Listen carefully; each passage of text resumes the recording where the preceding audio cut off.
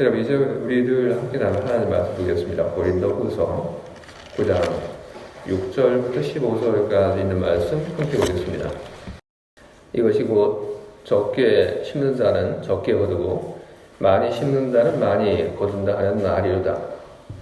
각각 그 마음에 정한 대로 할 것이요 인색함으로나 억지로 하지 말지니 하나님은 즐겨내는 자를 사랑하시느니라. 하나님이 능히 모든 은혜를 너희에게 넘치게 하시라니 이는 너희는 모든 일에 항상 모든 것이 넉넉하여 모든 착한 일을 넘치게 하게 하려 하심이라. 기록된 바 그가 흩어 가난한 자들에게 주었으니 그의 의가 영원토록 있느니라 함과 같으니라. 힘든 자에게 씨와 먹을 양식을 주시는 이가 너희 심을 것을 주사 풍성하게 하시고 너희 의 열매를 더하게 하시리니 너희가 모든 일에 넉넉하여 너그럽게 연보를 하면 그들이 우리로 말미암아 하나님께 감사하게 하는 것이라. 이 봉사의 직무가 성도들이 부족한 것을 보충할 뿐 아니라 사람들이 하나님께 드리는 많은 감사로 말미암아 넘쳤느니라.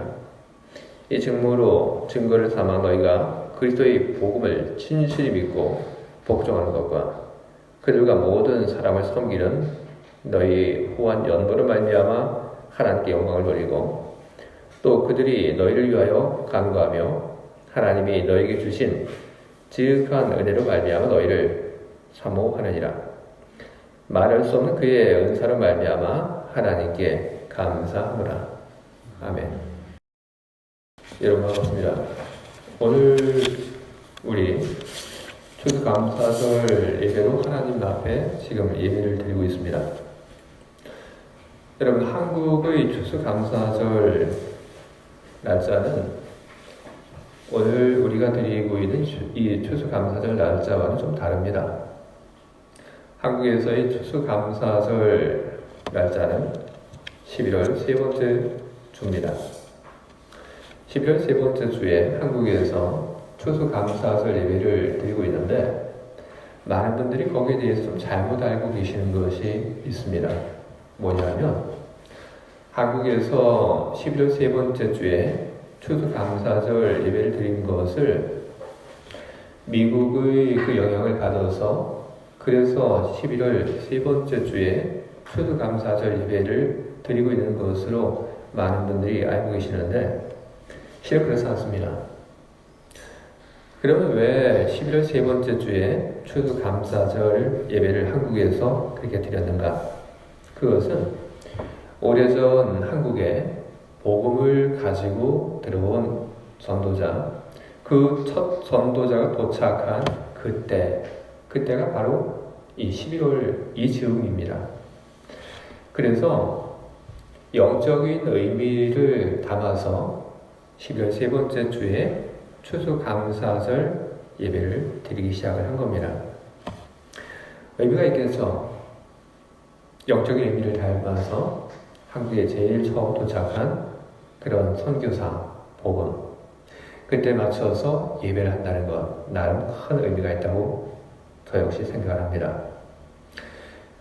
그래서 그렇게 11월 세 번째 주에 오랫동안 추수감사절 예배를 드렸는데 그렇게 예배를 드리다 보니까 문득 한국에 있는 교회들이 이런 생각을 하게 됩니다. 야, 이거 너무 늦은 것 아닌가? 11월 세 번째 주라고 하면 낙엽도 다 떨어져 없습니다.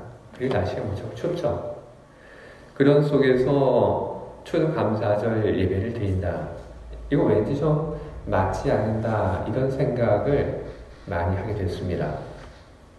그래서 일부 교회에서 그러면 우리 11월 세 번째 주에 예배하는 대신에 우리 추석에 하면 어떨까 해서 일부 교회들이 추석에 추수감사절 예배를 드리기 시작을 했습니다. 그런데 추석에 추수감사절 예배를 드리기 시작을 했더니 생각하지도 못했던 문제가 보이기 시작을 했습니다. 여러분 뭘까요? 여러분 짐작하시겠죠? 추석에 사람이 없는 거예요. 다들 고향 간다고 하고 해서 추석에 가면 사람이 없는 거예요. 그래서 이 교회들이 또다시 고민에 빠졌습니다. 이거 어떻게 하면 좋은가? 그래서 그 고민에 빠졌던 그 교회들이 안 되겠다. 이 추석에 사람들이 없으니까 이 추수감사절 이때 안 되겠다. 그래서 교회들이 다시 원래대로 11월 세 번째 주에 추수감사절 예배를 드리든지 아니면 다른 한 날을 정해서 추수감사절을 지금 지키고 있습니다. 한국에서 11월 세 번째 주도 아니고 그리고 추석도 아닌 다른 어떤 날 언제 추수감사절 예배를 드려야 하나 이것을 고민하는 그런 교회들은 머리가 지근지근합니다. 언제 해야 되나? 근데 저는 여러분 그렇게 생각합니다. 날짜가 뭐 그렇게 중요한가? 추수감사절 그 날짜를 굳이 성경을 들여다보고 언제 히브리인들이 추수감사절을 지켰는지 그것을 확인하고 꼭 그 날짜에 추수감사절 예배를 우리가 드려야 할 필요는 저는 없다고 그렇게 생각합니다. 만약에 유대인들의 그 추수감사절 그 날짜에 맞춰서 우리들이 추수감사 예배를 하나님께 드린다면 어떻게 될까요? 이 적도 위쪽에 있는 그런 나라들은 그래도 어떻게 가능할 겁니다. 하지만 지구 남쪽에 있는 나라들은 그게 안 되겠죠. 계절이 정반대이기 때문에.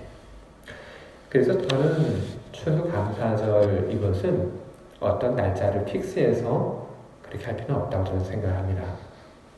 그냥 우리들이 살고 있는 그곳의 날씨, 그리고 그것의 추수하는 때, 그것을 보면서 제일 좋은 날을 정해서 하나님께 예배를 드리면 된다. 저는 그렇게 생각을 합니다. 저는 여기서 어느 날에 하나님께 예배를 드리는 것이 가장 좋은가? 저는 거기에 대한 고민은 하지 않았습니다. 왜냐하면 스위스에서는 10월 첫 번째 주에 전통적으로 추수감사절 예배를 드리고 있기 때문에 그런 것입니다. 독일도 마찬가지입니다. 10월 첫 번째 주에 추수감사절 예배를 하나님께 드리고 있습니다. 스위스 그리고 독일이 같은 날 추수감사절 예배를 하나님께 드리는 것 거기는 저는 이유가 있다고 생각합니다. 바로 지금이 추수를 할 때이기 때문에. 그래서 이 두 나라가 기후도 비슷하고 그리고 가까이 붙어 있기 때문에 이 두 나라가 같은 날 추수감사절 예배를 드리고 있다고 저는 그렇게 생각을 하고 있습니다. 바로 그렇기 때문에 저 역시 큰 고민하지 않고 10월 첫 번째 주에 여러분과 추수감사절 예배를 드리자고 한 것입니다. 저는 추수감사절 날짜는 조금 달라질 수 있다고 생각합니다. 그런데 추수감사절의 그 날짜는 달라도 되지만 추수감사절 그 의미는 우리가 절대로 잊어버려서는 안 된다고 저는 그렇게 생각을 합니다. 추수감사절의 의미, 추수감사절의 본질, 그건 무엇일까요?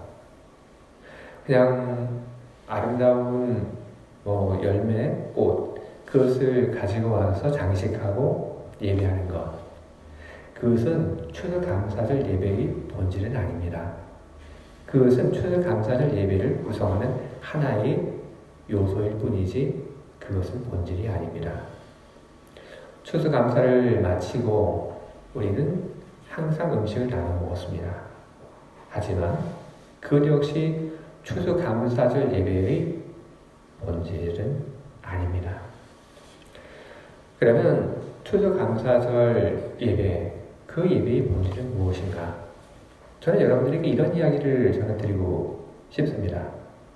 추수는 하나님의 은혜를 보는 시간, 그리고 추수감사절은 우리가 본 그 은혜에 대한 기쁨과 감사를 올려드리는 시간.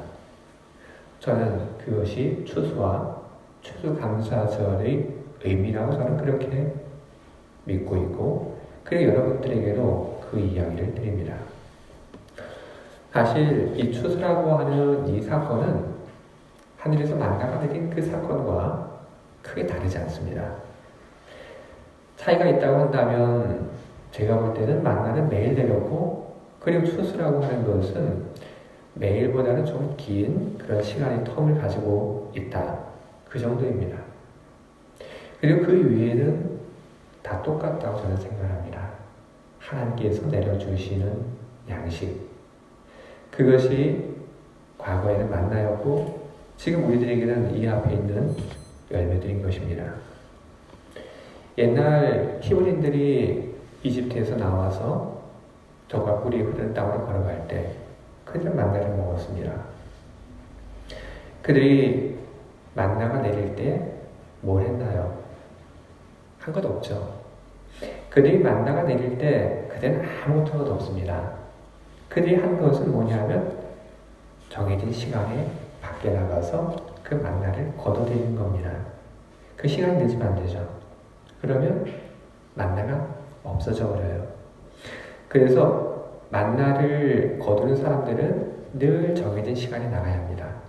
그리고 그것을 거둬들여야 합니다. 자, 이것을 두고 히브리인들이 만나를 위해서 수고했다. 우리 과연 그렇게 이해를 할 수 있을까요? 저는 아니라고 봅니다. 만나가 내린 것, 그것 다 가서 그냥 모아다 먹은 것, 그것뿐인데 거기에 무슨 수고가 있고 히브리인들이 만나가 내리는데 무슨 공헌을 했습니까? 아무것도 없습니다. 저는 이 땅에 내리는 그런 하나님의 큰 축복인 곡식, 채소, 과일, 이것도 저는 똑같다고 그렇게 생각을 합니다. 여러분, 콩을 땅에 심으면 콩이 나죠.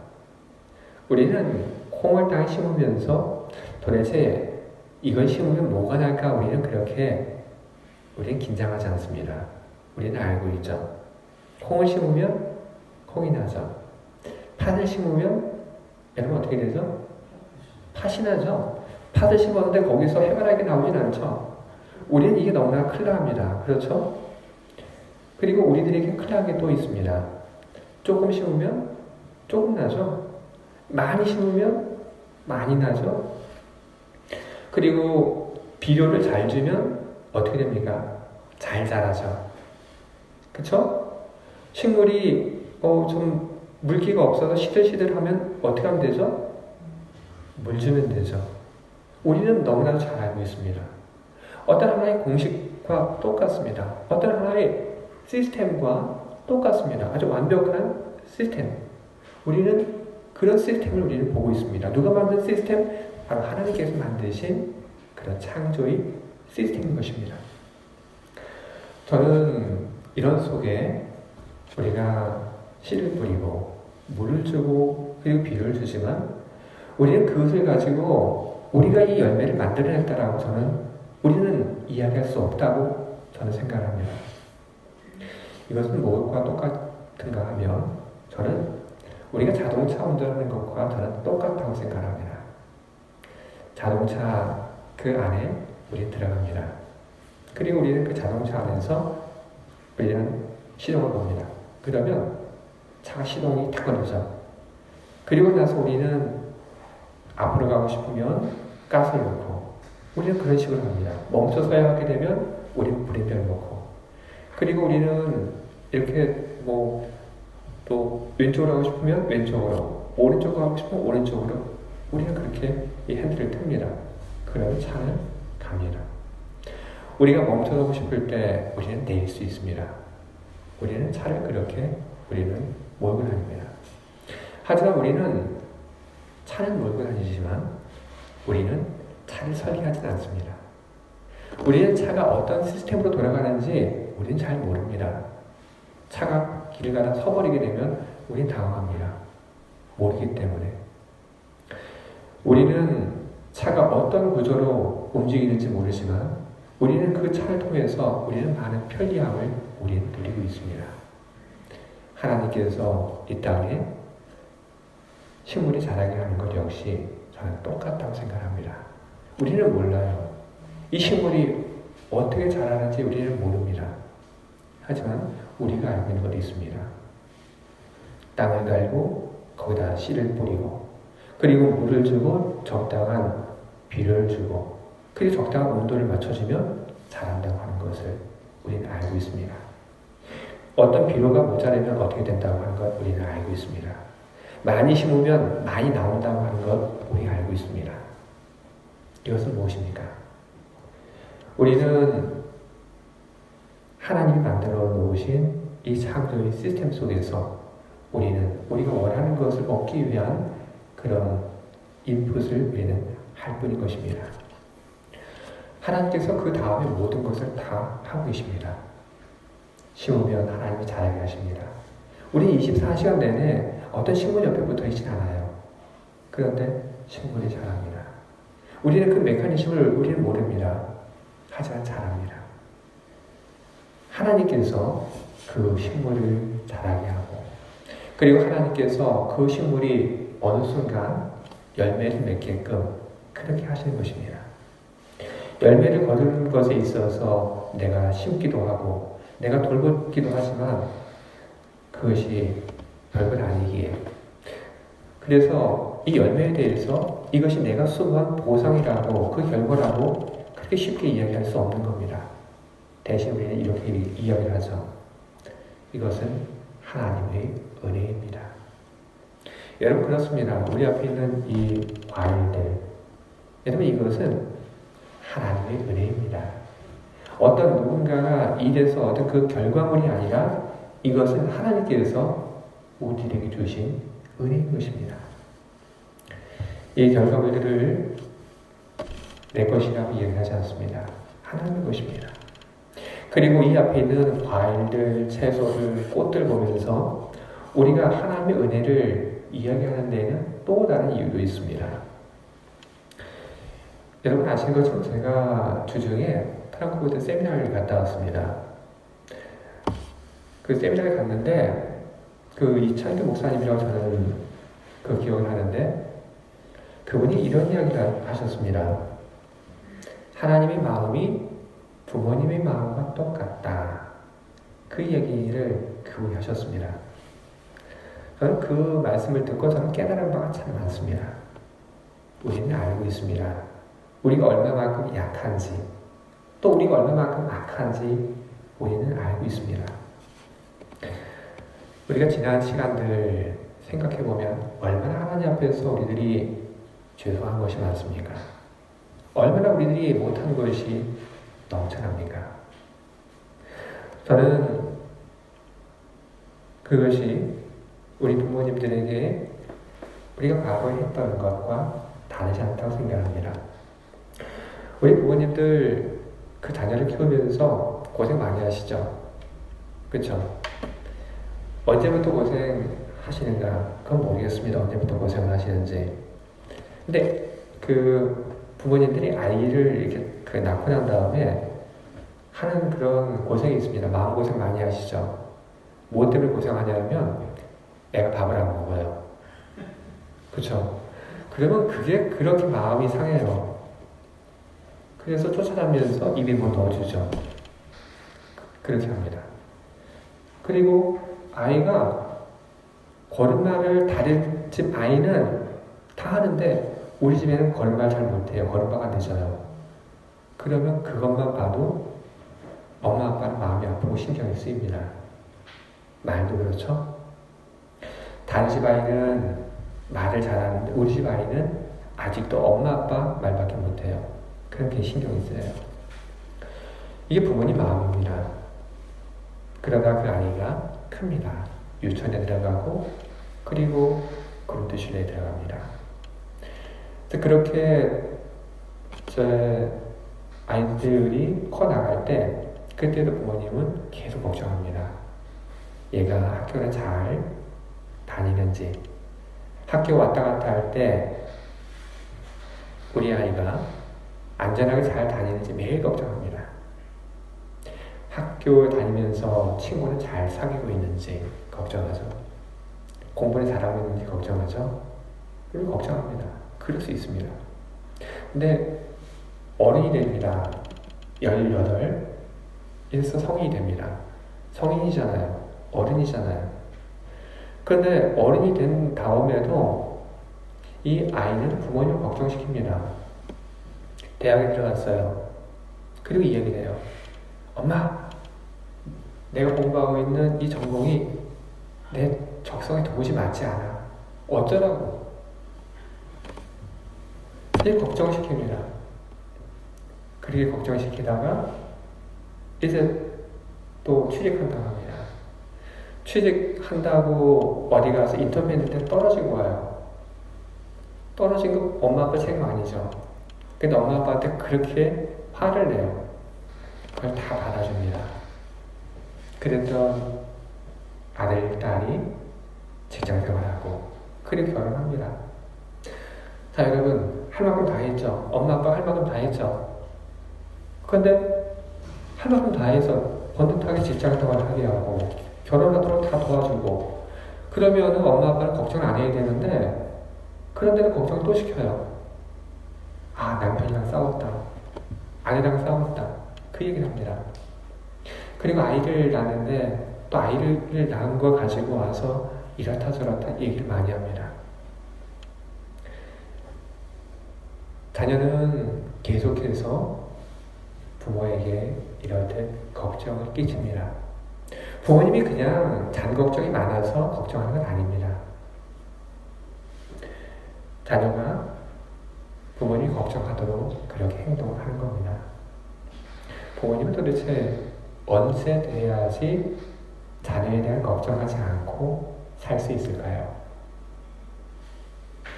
저는 하나님의 마음 역시 이 부모님 마음과 똑같다고 생각합니다. 하나님, 그분은 어떠신가요? 우리들이 하나님을 알지 못하고 살아갈 때 그때 하나님께서 우리를 바라보시며 어떤 생각을 하셨을까요? 걱정하시고 마음 아파하시고 어떻게 해서든지 하나님 품으로 들어오기 위해서 하나님 일하십니다. 어떻게 해서든지 예수님을 만날 수 있도록 하기 위해서 하나님 수고하십니다. 하나님의 덕분에 우리는 예수님을 만났습니다. 그리고 우리는 그리스도인들이 되었습니다. 자, 여러분, 하나님의 걱정은 이제 끝이 났을까요? 아니죠. 우리는 알고 있습니다. 그것이 끝이 아니라고 하는 것. 우리는 예수를 주로 만났습니다. 그리고 하나님을 우리는 아버지라고 부릅니다. 하나님께서 내려주시는 은혜를 입고 우리는 하나님의 사랑 가운데서 우리는 살아갑니다. 그럼에도 불구하고 우리는 하나님의 뜻대로 살지 못하고 우리는 하나님의 마음을 아프게 하면서 우리는 살아갑니다. 우리는 하나님 앞에서 불평합니다. 하나님 왜 이러냐고 우리는 이야기를 합니다. 여러분, 이것이 하나님의 마음을 불편하게 해드릴 겁니다. 언제까지 우리는 그러고 살고 있는 걸까요? 예수 믿은 지 10년이 됐습니다. 그래서 교회에서 이제 재직이 됩니다. 그리고 또 그 중에 어떤 사람은 목회자가 된다고 헌신하고 목회자가 되었습니다. 재직이 되고 그리고 헌신하고 목회자로 헌신하겠습니다 했던 사람이 목회자가 되고 선교사가 되었을 때 그러면 하나님의 걱정은 그걸로 끝이 납니까? 아닙니다. 재직이 되고 선교사가 되고 그리고 목회자가 돼도 하나님의 그 마음을 편안하게 해드리는 사람은 별로 없습니다. 계속해서 하나님의 마음을 걱정시키고 그리고 불편하게 만들고 하나님의 의를 위해서 또 처음부터 다 하도록 우리는 그렇게 하면서 우리는 살고 있습니다. 바로 그렇기 때문에 제가 여러분들에게 아까 얘기 드린 겁니다. 우리는 약하다고, 우리는 악하다고, 우리는 참 하나님 마음을 너무나 많이 아프게 해드리고 있다고, 미안하다고. 근데 이런 우리들 우리 하나님께서 어떻게 하십니까? 너는 내 마음 아프게 해 하고 우리를 모른 채 하고 쟤는 왜 저런지 몰라 이렇게 하지 않으시죠? 하나님은 계속해서 우리를 위해서 은혜를 내려주십니다. 왜? 우리를 사랑하기 때문에. 하나님이 우리를 사랑하시는 증거, 하나님이 우리들에게 은혜를 끊임없이 내려주시는 증거가 뭡니까? 바로 이 앞에 있습니다, 여러분. 이 앞에 있는 과일, 채소, 이것이 바로 하나님께서 우리들에게 내려주신 은혜의 증거인 겁니다. 여러분 보십시오. 이게 하나님의 은혜입니다. 하나님이 마음 아프게 해드리고 하나님 뜻대로 우리들이 날마다 살지 못하는데 그럼에도 불구하고 하나님께서 우리가 굶고 다닐까봐 우리가 먹을 것이 없을까봐 하나님께서 이것을 먹으라고 기운 내라고 우리들에게 주실 것입니다. 우리는 추수를 통해서 우리는 많은 열매를 봅니다. 그리고 우리는 그 열매들 속에서 우리는 저거 먹으면 맛있겠다 하는 그런 나의 욕심만을 보는 것이 아니라 우리는 추수된 이 열매 속에서 우리는 하나님의 마음과 그리고 하나님의 은혜를 우리는 보게 됩니다. 이 앞에 있는 이것보다 더 분명한 하나님의 은혜 어디 있습니까? 볼 수가 있고 만질 수가 있고 그리고 먹어서 우리는 하나님의 은혜를 우리는 경험할 수 있는 겁니다. 그렇게 추수를 통해서 이 하나님의 은혜를 우리들이 보기에 추수감사절은 하나님의 그 은혜에 대한 깨달음을 가지고 있는 우리들이 하나님의 은혜에 대한 기쁨과 감사를 하나님께 올려드릴 것입니다. 만약에 우리들이 하나님의 은혜에 대한 깨달음이 없다면, 만약에 우리들이 하나님의 은혜에 대한 감사함이 없다면 우리들은 이 음식을 보면서 우리는 우리 배를 채울 생각만 할 겁니다. 하나님께 올려드리는 것이 너무나도 아깝고 그리고 하기 싫을 겁니다. 하지만 하나님의 은혜를 아는 사람, 그 은혜 가운데 있는 사람, 그 사람은 하나님께 가지고 나와서 드리는 것, 그것이 전혀 아깝지 않습니다. 우리는 말로만 하나님 사랑합니다. 우리는 그렇게 하지 않습니다. 우리는 하나님께 이 열매를 가지고 나와서 하나님 고맙습니다. 감사합니다. 하나님이 우리들에게 주신 것입니다. 우리는 그렇게 고백을 하고 있는 겁니다. 여러분 이거 가지고 나올 때 그냥 갖고 나온 건 아니시죠? 좋은 것 여러분 다 고르고 골라서 갖고 나오신 것이죠? 아까 한선 집사님께서 이 앞에 감 놓는 거 저 봤습니다. 어떻게 갖고 오다가 감이 터졌습니다. 터진 감? 한선 집사님 여기 그냥 놓지 않으시더라고요. 왜일까요? 왜 가지고 나온 것을 이 위에 그냥 놓지 않았을까요? 하나님께 좋은 것을 드리기 위해서 그 마음 때문에 그래서 좋은 것만 드리고 싶어서 터진 것 깨진 건 다 뒤로 뺀 겁니다. 바로 이것이 한선 집사님 마음뿐 아니라 우리 모두의 마음입니다. 하나님께 좋은 것 드리고 싶은 마음, 그것이 오늘 우리 마음인 것입니다. 근데 오늘 우리들은 과일만 가지고 나오지 않았습니다. 채소만 가지고 하나님 앞에 드린 것이 아니라 우리는 추수감사절을 맞이해서 하나님께 드릴 헌금도 우리는 준비해서 가지고 나왔습니다. 그건 왜일까요?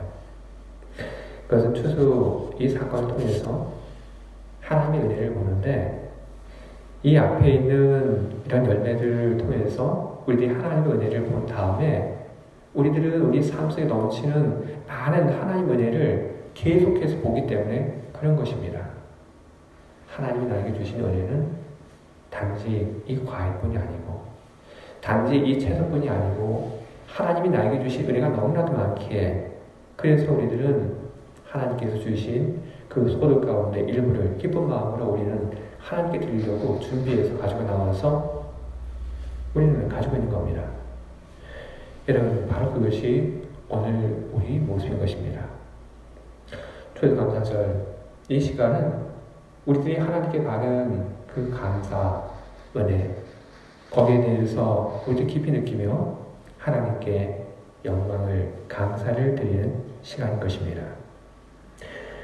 근데 간혹 추수감사절 와서 하나님 앞에 뭔가를 드려야 하는데 마음속에 썩 기쁘지 않은 그런 경우도 여러분 있습니다.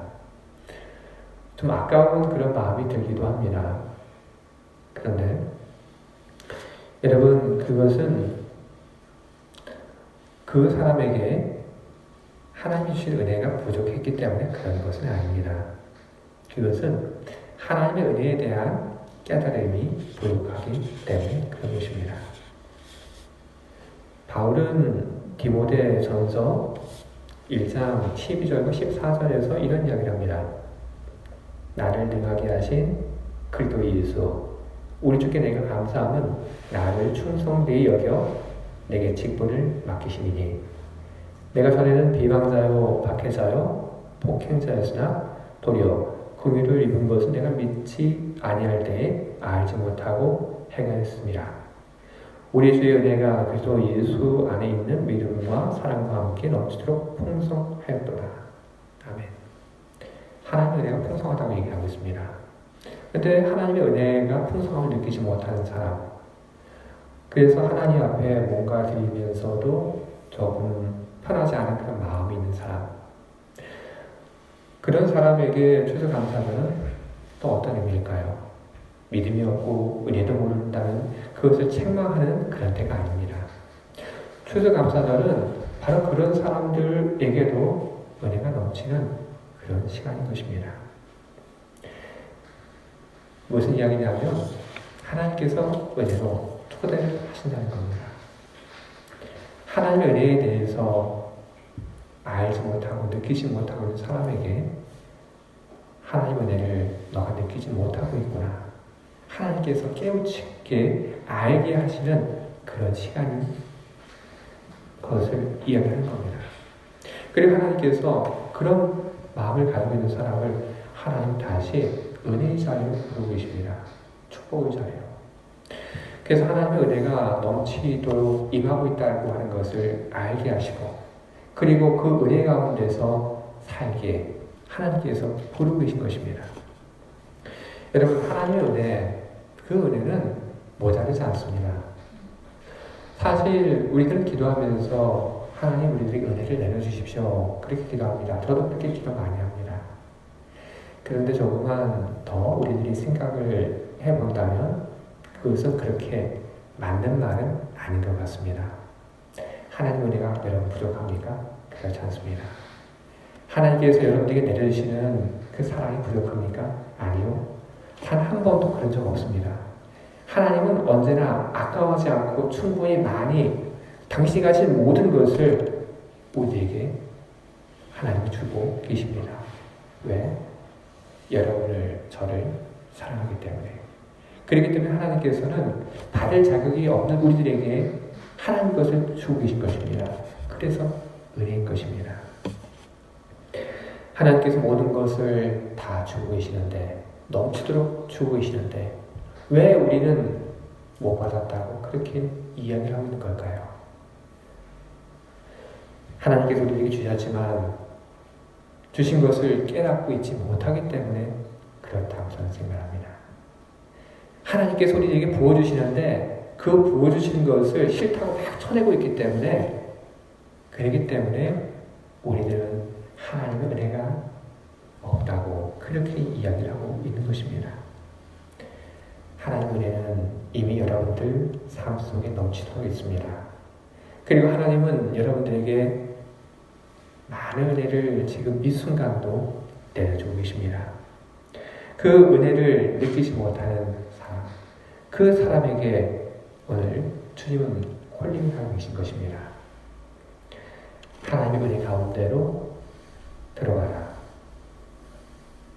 하나님은 오늘 우리에게 은혜 가운데서 살고 있다고 하는 것을 알게 하기를 바라고 계십니다. 우리들이 하나님의 은혜 가운데 살고 있다고 하는 것을 우리는 어떻게 하면 우리는 알 수 있을까요? 그것은 하나님의 말씀, 그리고 하나님을 향한 기도를 통해서 우리는 그것을 알 수 있는 겁니다. 하나님의 말씀을 통하여, 그리고 하나님께 기도하는 것을 통하여 하나님의 은혜가 우리들에게 내려오는 그 통로가 회복이 되고 그 통로가 더 커지게 되는 것입니다. 여러분, 그렇기 때문에 오늘 하나님 앞에 뭔가를 드리면서 아까워하는 마음, 그리고 좀 싫은 마음이 있는 분들, 그런 분들에게 오늘 이 추수감사절은 그 부족한 것이 무엇인지 알려주고, 그리고 하나님 은혜 가운데 콜링을 하고 있기 때문에 그런 분들에게도 오늘 이 추수감사절은 큰 은혜의 시간이라고 저는 그렇게 믿고 있습니다. 그리고 그와 반대로 정말 기쁨으로 하나님 앞에 이 예물을 드린 그런 분들이라면 그분들 역시 큰 은혜를, 큰 기쁨을 드리고 계시다고 저는 믿고 있습니다. 내가 사랑하는 하나님께 이것을 드리는 것, 여러분, 그것이 얼마나 기쁘고 감사한 일이겠습니까? 여러분, 추수는 그것은 하나님의 은혜를 직접 우리들이 우리 눈으로, 우리 손으로 보고 그리고 경험하는 시간인 것입니다. 그리고 추수감사는 하나님의 그 은혜에 대하여 우리들이 답을 하는 시간인 것입니다. 여러분, 이것을 여러분 잘 기억해 주시길 바랍니다. 하나님의 은혜가 추수감사절에만 여러분들 가운데 넘치는 것도 아닙니다. 매일매일 저와 여러분은 하나님의 은혜 가운데 살고 있습니다. 그러나 우리들은 고맙다는 그 이야기를 우리는 자주 잘 하지 못합니다. 우리들이 미뤄왔던 감사의 고백들, 그것을 하기 위한 날이 바로 오늘인 것입니다. 오늘 우리들이 한 곳을 모아 하나님께 감사의 그런 기도를 드리고 감사를 우리들이 표현하지만 여러분 매일매일 하나님의 은혜 가운데 살면서 하나님께 감사하시는 여러분이 되시길 바랍니다. 언제나 여러분들 모두가 하나님의 은혜 가운데 있다고 하는 것을 기억해 주시기 바랍니다. 하나님은 여러분을 사랑하십니다. 하나님이 여러분을 사랑하시기에 하나님은 언제나 여러분들에게 하나님의 은혜를 베풀어 주십니다. 아멘. 기도하시겠습니다.